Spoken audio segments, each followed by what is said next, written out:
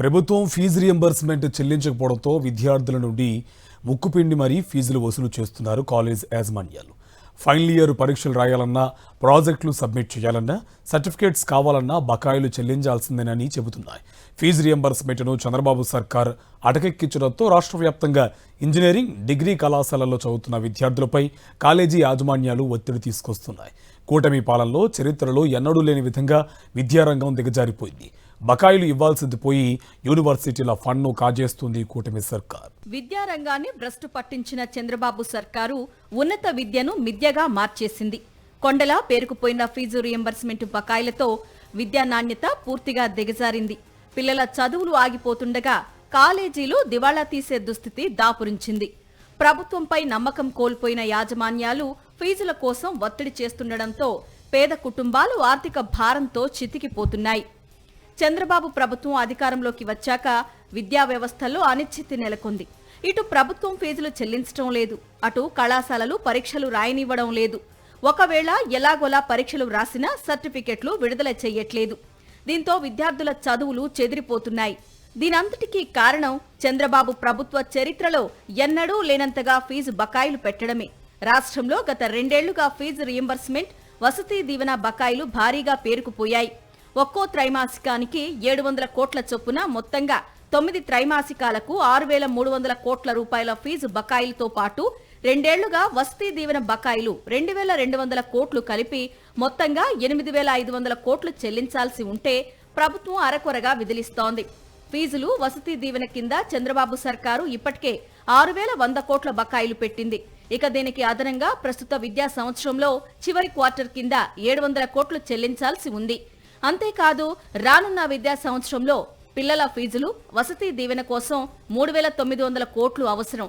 అంటే పాత బకాయిలతో కలిపి మొత్తం దాదాపు 10,700 కోట్లు అవసరమైతే ప్రభుత్వం ఈ ఏడాది బడ్జెట్లో కేవలం 2,766 కోట్లు మాత్రమే కేటాయించింది. ఒకవైపు ఫీజులను తొక్కిపెట్టిన చంద్రబాబు సర్కారు వర్సిటీల నిధులు దారి మళ్లింపునకు కనికట్టు చేసింది. 1,200 కోట్లు విడుదల చేస్తున్నట్లు బడ్జెట్ రిలీజ్ ఆర్డర్ ఇచ్చి మొత్తం అప్పులు తీర్చేసినట్లు ప్రచారం చేసుకుంది. విద్యాశాఖ మంత్రి లోకేష్ ఎక్స్ ఖాతాలో గొప్పలు చెప్పుకున్నారు. నెలలు గడిచినా కళాశాలల ఖాతాల్లో మాత్రం రూపాయి కూడా పడలేదు. ఇదేంటని అడిగితే చావు కబురు చల్లగా చెప్తోంది ప్రభుత్వం. ఏపీ స్టేట్ ఫైనాన్షియల్ కార్పొరేషన్ నుంచి 7.55% వడ్డీ రేటుతో అప్పు తెచ్చి ఆ డబ్బులు ఇస్తామని, అయితే ముందుగానే వడ్డీ మినహాయించుకుంటామని మెలికపెట్టింది. దీనిపై వైఎస్ఆర్సీపీ పోరాటానికి పిలుపు ఇవ్వడం, కళాశాలల యాజమాన్యాలు ఒప్పందాలకు నిరాకరించడంతో ప్రభుత్వం దిగివచ్చింది. ఎట్టకేలకు 2 విడతల్లో 600 కోట్లు మాత్రమే ఇచ్చింది. మిగతాది ఆర్థిక సంవత్సరం ముగిసిపోయినా ఇప్పటికీ ఇవ్వలేదు. పూర్తి ఫీజు రియంబర్స్మెంట్ పథకాన్ని ఎగ్గొట్టే ఎత్తుగడలో భాగంగానే కాలేజీలకు చెల్లింపులు నిలిపివేస్తున్నట్లు వార్తలు వినిపిస్తున్నాయి. ఈ నేపథ్యంలో యాజమాన్యాలు విద్యార్థులను వేధించి వసూలు చేస్తున్నాయి. ప్రభుత్వ వర్సిటీలకు ఫీజు రియంబర్స్మెంట్ ఇవ్వకపోగా నిధులను దారి మళ్లించిన చంద్రబాబు సర్కారు వాటి మనుగడపై కోలుకోలేని దెబ్బ కొట్టింది.